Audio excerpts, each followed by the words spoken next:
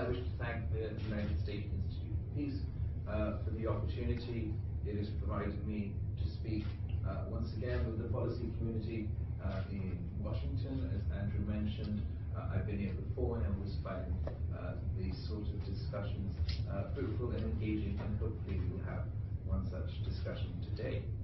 My country, Pakistan, as we all know, has been in global news for a variety of reasons. A country of more than 220 million people, armed with nuclear weapons, hosting the world's largest refugee population for nearly 4 decades, and located in a region that has been in ferment for long. It is a country that has been struggling with democracy. Dictatorships have struck on and off and destabilized the country. Dictatorships have, in a country whose tribal regions were once known, unfortunately known, as the petri dish of international terrorism. The Tora Bora caves that sheltered the world's most dreaded terrorists for years are a few kilometers away from our borders.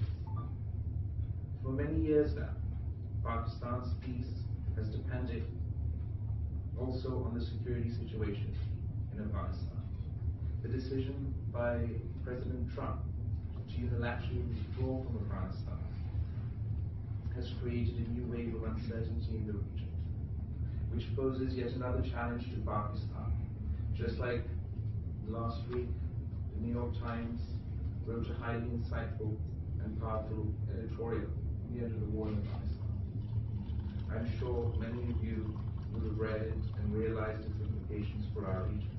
The New York Times editorial calls it negotiated capitulation by international forces. It's not difficult to visualize the consequences of capitulation. Pakistan is a nation that has for decades struggled for peace and stability. Our people have lost much and gained little. They have sacrificed much and demanded little. The ethos of our people is democratic. They abhor dictatorship. That is the one major reason why dictatorship has repeatedly been imposed on Pakistan. It has never stuck. It has not gained root in our country, and that's something to be thankful for. During the last 3 decades, Pakistan has had 3 general elections, in 2008, and once again in 2013, and yet again most recently in 2018. In the run-up to the 2008 elections, that brought the Pakistan People's Party into power, my mother, Bilawal Bhutto, the Muslim world's first female Prime Minister, twice elected Prime Minister of Pakistan, embraced martyrdom at the hands of militants and extremists while struggling for the restoration of democracy and challenging the mindset of violent extremism in Pakistan. The 2008 Pakistan People's Party government was the first democratically elected government in the history of Pakistan to complete its constitutionally mandated 5-year period. We recently had the 3rd peaceful transfer of power, and they say that 3 is the magic number, after which shaking the foundations of a fledgling democracy becomes all the more difficult. This is something we are counting on, because it's taken a lot for us to get here today.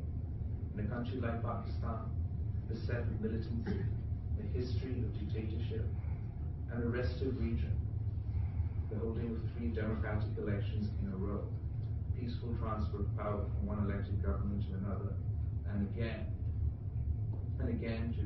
should not be dismissed as insignificant. These are significant achievements indeed. I'm reminded of what Winston Churchill had said.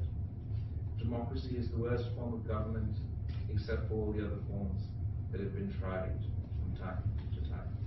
And indeed, it is with this thought in mind that we choose to fight the system from within the system.